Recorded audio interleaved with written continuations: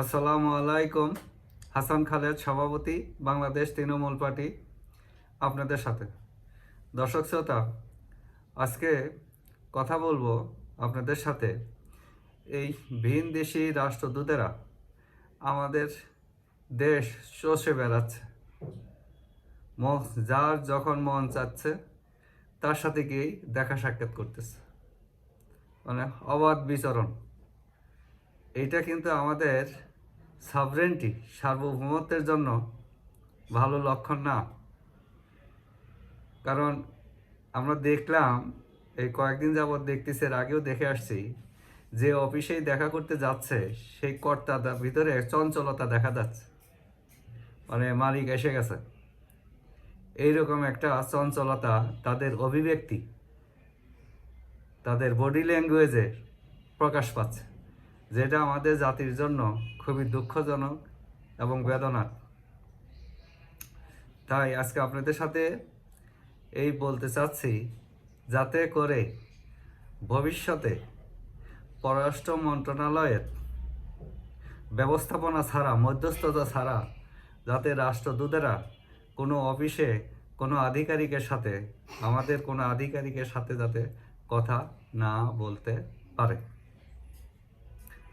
এটা খুবই লজ্জার ব্যাপার হয়ে যায়। তাদের বডি ল্যাঙ্গুয়েজ দেখি যে তাদের ভিতরে চঞ্চলতা শুরু হয়ে যায়, যে পাইছি একটা মালিক পায়ে গেছি। এটা যে আমাদের জন্য কত লজ্জার, এই জিনিসটা তারা চিন্তা করে না। আমাদের এইখান থেকে বের হয়ে আসতে হবে। আমাদের সমস্যার সমাধান কিন্তু আমাদেরকেই বের করতে হবে। রক্ত কিন্তু আমাদের যায়, ধ্বংস কিন্তু আমাদের হয়। কাজে এই বিষয়গুলো আমাদের মনে রাখতে হবে। ক্ষতি কিন্তু আমাদেরই হয়। এই রাষ্ট্রদূতরা কি বললো, কি পরামর্শ দিচ্ছে, এদিকে চিন্তা না করে আসুন রাজনৈতিক দলেরা, সকল রাজনৈতিক দল মিলে একসাথে বসি, দেখবেন সমস্যা বের হয়ে যায়। আমরা করব ইলেকশন, আমাদের সংবিধান অনুযায়ী আমরা ইলেকশন করব। ইলেকশনে যাতে কারচুপি না হয়, কে দুষ্টামি না করতে পারে, সেটা টেকনোলজি ব্যবহার করে সেটাকে আমরা বন্ধ করব। তো এইটা নিয়ে তো ওই দূতদের কথা বলা শোনার তো কোনো সুযোগ আমাদের নাই, বা আমাদের এতটা সময় নাই। আমরা তাদেরকে এতটা সুযোগ কেন দেব? আমাদের ইজ্জত আমরা রক্ষা করি, আমাদের সার্বভৌমত্ব আমরা রক্ষা করি, নাহলে কেউ কিন্তু করে দেবে না, সব পেয়ে বসবে। আজকে আমরা যাচ্ছি কেন, ওদের পিছনে কী জন্য যাই, এটা তো স্পষ্টই বোঝা যায়। ওরা আমাদের মধ্যে একটা ডিভিশন তৈরি করে ফেলছে।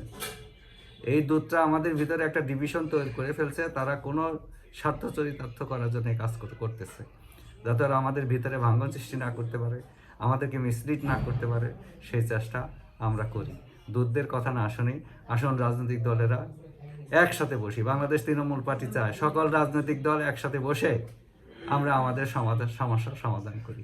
যে যেখানে থাকেন সুস্থ থাকেন, নিরাপদ থাকেন। সার্বভৌমত্ব আমাদেরকেই টিকিয়ে রাখতে হবে। ধন্যবাদ সকলকে।